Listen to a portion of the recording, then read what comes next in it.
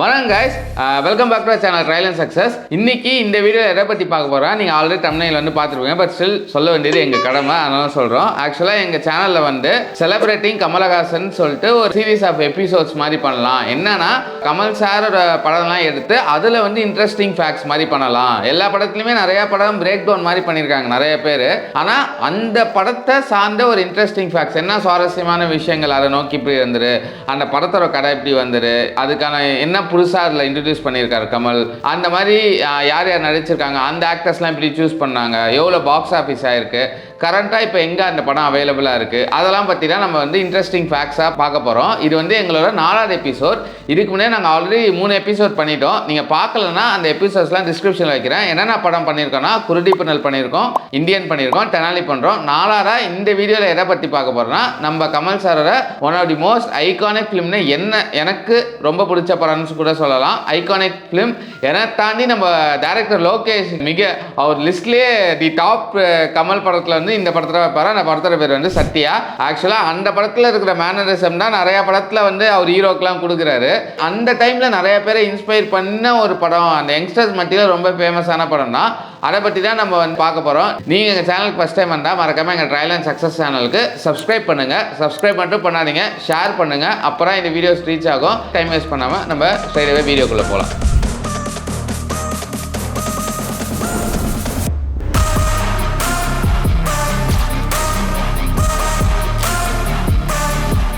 நாங்கள் வந்து ஒரு 8 பாயிண்ட்ஸாக இதில் வச்சிருக்கோம். இதில் வந்து ஃபர்ஸ்ட் என்னன்னா, இந்த படம் என்னைக்கு ரிலீஸ் ஆயிடுச்சுன்னா ஜனவரி 29, 1988 ரிலீஸ் ஆன படம் தான். இந்த படத்தோட ப்ரொடியூசர் யாருன்னா கமல் தான். ராஜ் கமல் ஃபிலிம்ஸ் தான் இந்த படத்தை வந்து ப்ரொடியூஸ் பண்ணியிருக்காங்க.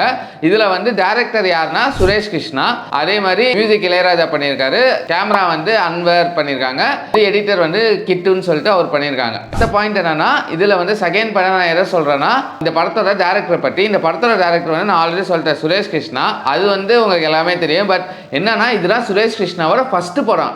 ஓகேவா? சுரேஷ் கிருஷ்ணா வந்து கேபிஆர் அசிஸ்டன்ட். புன்னகை மன்னனில் இதுக்கு முன்னாடி கமல் வந்து ஒரு ஒர்க்கை பார்த்து இம்ப்ரெஸ் ஆகி சரி நம்ம ஒரு படம் பண்ணலாம், நான் உன்னை இன்ட்ரடியூஸ் பண்ணுற டேரக்டரா அப்படின்னு சொல்லி தான் நம்ம சுரேஷ் கிருஷ்ணா வந்து எடுத்துகிட்டு வந்திருக்காரு. இது வந்து சுரேஷ் கிருஷ்ணா வந்து உங்களுக்கு தெரியுமான்னு தெரியல, அவர் வந்து ஒரு ஐகானிக் டேரக்டராக நிறைய பேருக்கு இந்த ஜென்ரேஷன் பீப்புள் தெரியுமான்னு தெரியல. அவர் தான் சூப்பர் ஸ்டார்னு டைட்டில், அந்த டைட்டில் கார்டு போட்டது.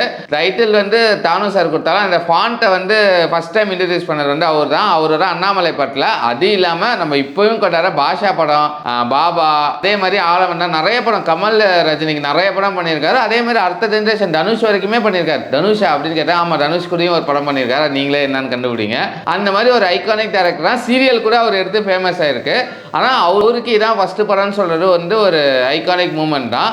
அப்புறம் வந்து தேர்ட் பாயிண்ட் நான் எதை சொல்கிறேன்னா, இந்த படத்தோட ஸ்டோரி, இப்படி இந்த படம் ஸ்டோரிலாம் ஃபார்ம் ஆச்சு அப்படின்னு கேட்டிங்கன்னா, இது வந்து சத்யா வந்து ஒரு ஒரிஜினல் ஃபிலிம் கிடையாது. அகெயின் இது வந்து ஒரு ரீமேக். நான் ஆல்ரெடி நம்ம குருதி புனல் வீடியோவில் கூட சொல்லியிருப்பேன், வந்து கமல் இஸ் தி பெஸ்ட் ரீமேக்கர்.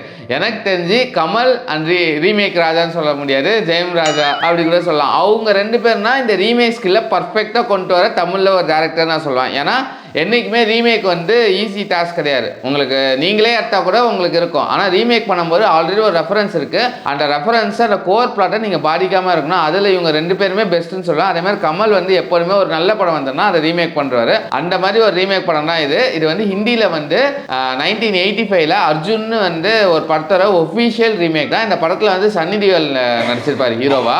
இதில் வந்து அப்படியே இவங்க வந்து சீன் பை சீன் ரீமேக்காக எடுக்கவே இல்லை.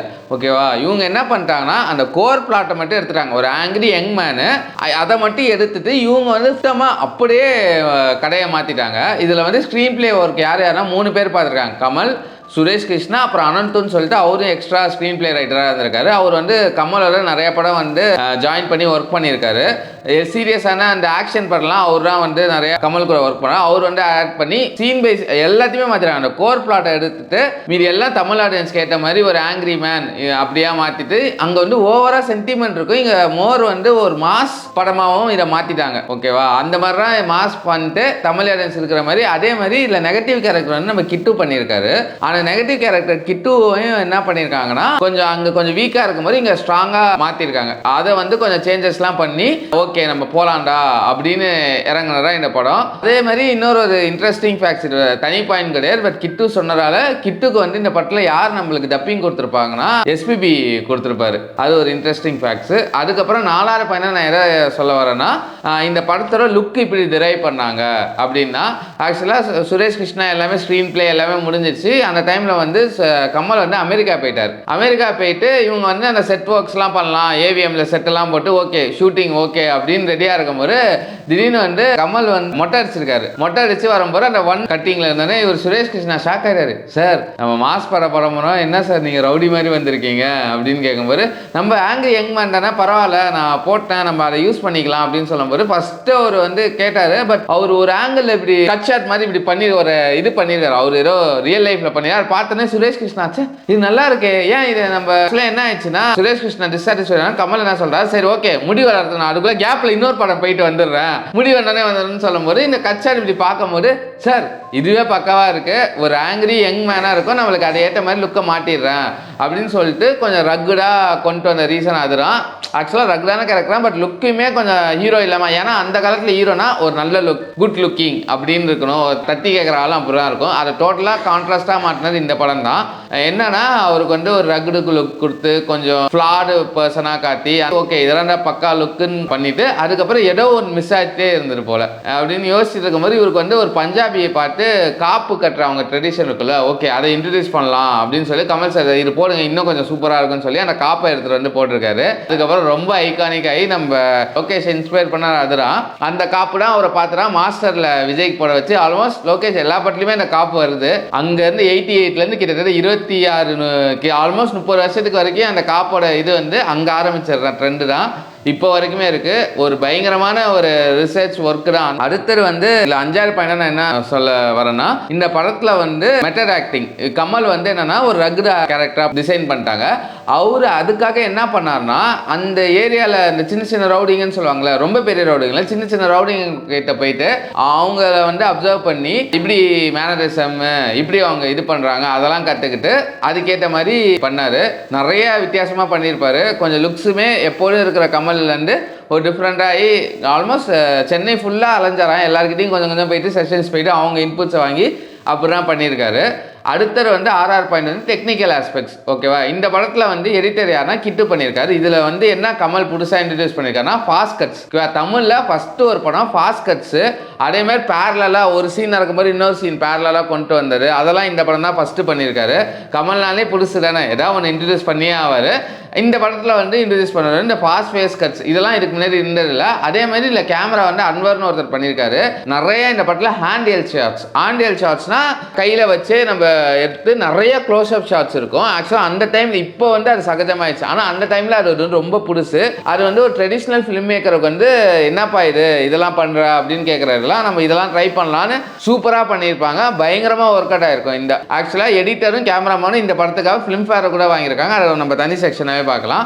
இதுதான் வந்து 6th பாயிண்ட். இதில் வந்து 7th பாயிண்ட் என்னவா நான் சொல்கிறேன்னா மியூசிக். ஓகேவா, நம்மளுக்கு எல்லாருக்குமே தெரியும் இந்த பாட்டு வந்து ஒரு ஆல் டைம் சென்சேஷன் தான். இந்த ஆல்பம் எல்லா சாங்குமே மாஸ்டர் பீஸ் தான் சொல்லலாம். நம்ம இளையராஜா சார் மியூசிக் பண்ணி இதில் டாப் நாச் எல்லாரோட ஃபேவரட்டு இன்னைக்கு வரைக்கும் எல்லாரோட ஃபேவரட் வந்து வளையோசை.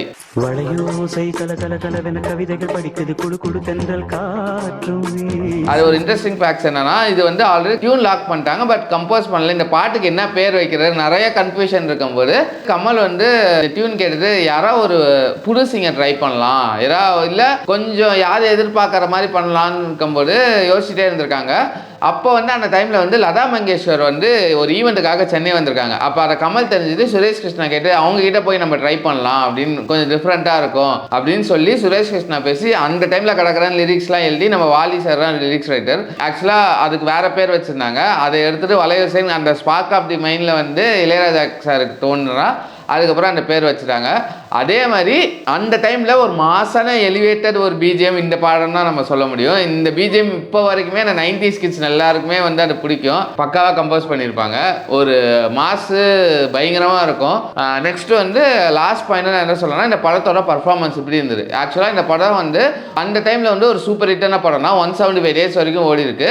பாக்ஸ் ஆஃபீஸில் வந்து 8 to 10 crores வந்து ஏர்ன் பண்ணியிருக்கு. ஒரு நல்ல ப்ராஃபிட் கொடுத்த படம் தான் இந்த இது. டைம் ஒரு கிரைம் கல்ட்டு படமாக தான் எனக்கு இந்த படம் இப்போ வரைக்குமே கமல் ஃபேன்ஸுக்கு இருக்கும். ஒரு நல்ல படம் தான். இதை இன்ஸ்பயர் பண்ணி நிறைய டேரக்டர்ஸுமே வந்திருக்காங்க. ஃபார் எக்ஸாம்பிள் ஜிவிஎம் இன்ஸ்பயர் ஆயிருக்காரு. நம்ம லோகேஷ் கனகராஜ் வந்து மேஜர் இன்ஸ்பிரேஷன் இதெல்லாம் தான் இந்த படம் வந்து கல்ட்டு ஸ்டேட்டஸில் இப்போ வரைக்குமே ஒரு புரட்சி சம்பந்தமாக அந்த டைமில் ஒரு one of the top most place இந்த படத்துக்கு கண்டிப்பாக கொடுத்தே ஆகணும். ஒரு ஆல் டைம் கிளாசிக் படம் தான். ஒன் ஆஃப் தி கமல்ஸில் ஃபேவரட் படம்னா எனக்கு கண்டிப்பாக இந்த படமும் இருக்கும். நீங்கள் இன்னும் கொஞ்சம் ஃபேக்ட்ஸ் மிஸ் பண்ணிட்டீங்க, நீங்கள் சொல்கிற ஃபேக்ட்ஸ் எனக்கு தெரியும்னாலும் நீங்கள் கமெண்ட் செக்ஷனில் பண்ணுங்கள். அவ்வளோதான் நினைக்கிறேன். எனக்கு தெரிஞ்ச பாயிண்ட்ஸ் எல்லாமே இன்ட்ரெஸ்டிங் ஃபேக்ட்ஸ் எல்லாமே நான் இங்கே கவர் பண்ணிட்டேன். இதையும் மீறி நீங்கள் விட்டு தான் கண்டிப்பாக கமெண்ட் செக்ஷனில் கமெண்ட் பண்ணுங்கள். இந்த மாதிரி நிறைய வீடியோஸ் வந்துகிட்டே இருக்குது. மறக்காமல் எங்கள் சேனலுக்கு சப்ஸ்கிரைப் பண்ணுங்கள். சப்ஸ்கிரைப் பண்ணாதான் நாங்கள் அடுத்த எபிசோட்ஸ் போட்டால் உங்களுக்கு தெரியும், நீங்கள் பார்க்கலாம். அதே மாதிரி உங்களுக்கு இந்த வீடியோ பிடிச்சிருந்தா மறக்காமல் லைக், ஷேர் அண்ட் கமெண்ட் பண்ணுங்கள். ரொம்ப பிடிச்சிருந்தா உங்கள் ஃப்ரெண்ட்ஸ் அண்ட் ஃபேமிலி சர்க்கிளுக்கு வந்து ஷேர் பண்ணுங்கள். அடுத்த வீடியோவில் பார்க்குற வரைக்கும் பாய்.